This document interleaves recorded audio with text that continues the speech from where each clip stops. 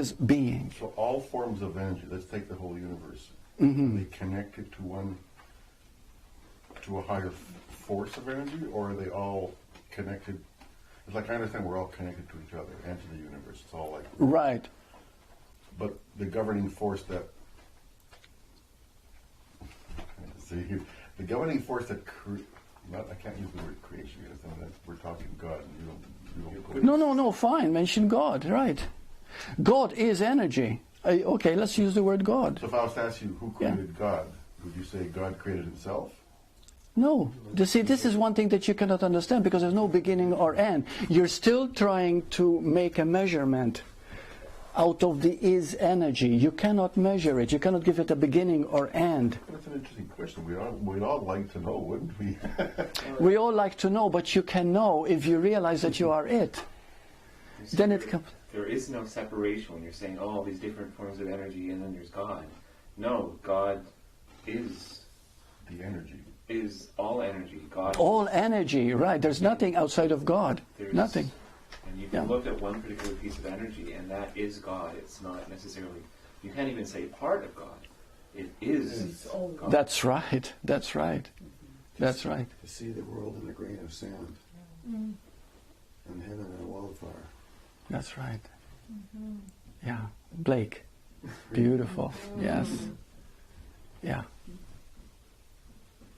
See, everything, when you're trying to understand energy, which is impossible, because you are energy. You see, you are pure energy. Each one of us is pure energy. So who is going to understand that energy? Your mind? Your mind is the creation of that. It created that. The energy created the mind. What we call mind. So you can't be greater than your creator. No.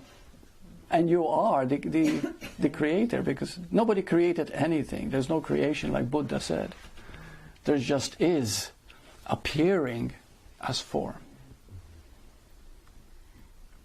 And so trying to understand something that is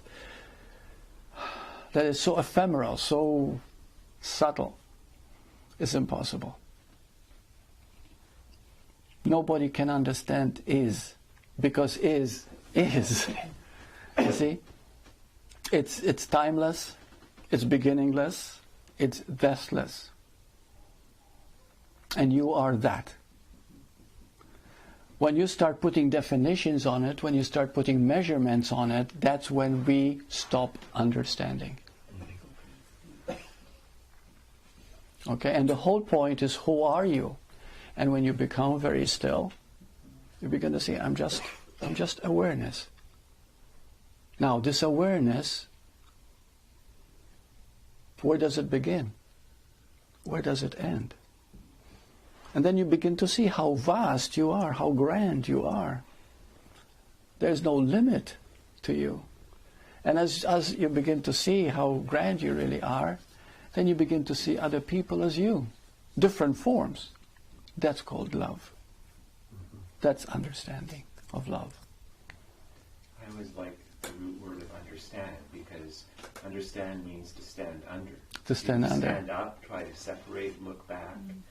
Like we're taught so much in university. Mm-hmm. Trying to separate distance, you don't understand. Right. Understand means diving in and seeing from within. Seeing from within. That's beautiful. Yeah. Yeah.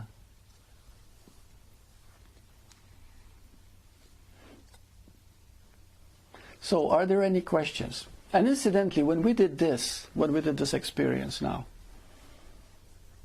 anybody experience something deeper than you normally experience?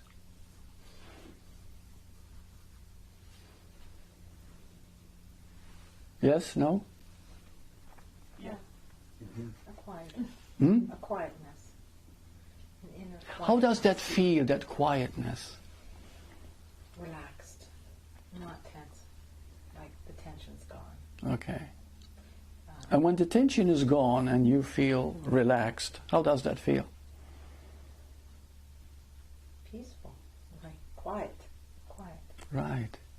And in that quiet, is there love? emotion? No. No. No. Love can express as an emotion, but it's not an emotion. What is love to you? Well, love to me is an emotion. I don't. Okay, now you're being real. Yeah, Okay, all right. I find love, Mhm. actually, the word love, for all-encompassing, is for me a weird name, a weird word, you know, because I always associate love as the emotion, Mm-hmm. and so love, I can understand if the world was, I can understand oneness, I can understand. You can understand oneness? Yes, better than I can love. Because What is the difference? Well, because oneness still tells me that it's coming from one source. Uh-huh. And love, what does that doesn't tell me that it's one source. Really? Yeah. So, see, I would rather have, You see what happens with words? yeah. Love to me doesn't We- say all-encompassing. Love does. is all-encompassing. I know it is. It doesn't. How do you know all it is? Because you were saying that you don't understand. Well, No. from what you read, love is supposed to be all-encompassing, but I understand and feel oneness more than love. Mm-hmm. Though they're both the same. I know, but they shouldn't use love. Just use oneness. I can understand it. Okay, this is what we were saying, like the listening part, okay? Don't get caught in words. Because when you enter that infinite space, okay, entering the infinite space sounds, wow. You can do it in a split second. Just be and enter that space. That is just here. That's infinite. There's no boundary, there's no measurement. Nothing. Now, when you allow yourself to enter that infinite space, you begin to understand what love truly is. There's no separation. You see? It is the oneness itself. But the mind always jumps into an emotion, as something. Why? An image. Remember what we said in the beginning? That's what we have to listen. You have to leave all the images that you have about something to arrive at that infinite space. That infinite space, everything enmeshes and becomes one. Everything.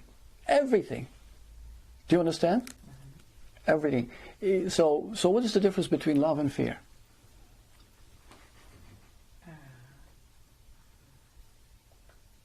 Well, fear is the ego, and love has no ego attached to it, or control of fear.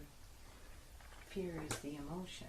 Okay, what if I say to you, experience fear, experience your fear, take it to its simplest denomination, okay, bring it to the infinite state of fear, and you'll find that fear is love. How would I arrive at that? How would you explain something I've just said right now? Do you understand what I just said? Mm-hmm. Really? That's great. What you're saying is you can only stay angry for so long. You can push it to the No, end. no. There's no place to go. No, but that's putting love as an emotion then. But it is. Yeah. Love is a feeling. Oh no, I'm not putting love as an emotion at all. He's saying it. Oh, I see. I see. How can you turn fear into love? Not turn it, sorry, see it as love itself. Take it to the end. Hmm? Take it to the end. And how do you do that? Feel it. And feel it. Surrender. Yeah. Like, accept it. So if I surrender to fear, how does it become love to me? If I surrender to fear, allow it as it is. Is that when that grace comes through and just... Because there has to be separation for fear. If you expand fear infinitely, there's no separation. Oh, so beautiful. That is beautiful. That's exactly it. What do you say exactly? Because if you enter the fear is separation, fear is fragmentation, fear is, you see? But when you become one with it, there's no longer separation. And love is all-encompassing. Love is all that there is. It is oneness. So all fear is separation. Fear is separation, absolutely. Yeah. But if you bring that fear through going through its physical, its image and story, and leave it all behind and just stay with the sensation of fear itself, the experience of fear itself, that a very allowing itself transforms it into love.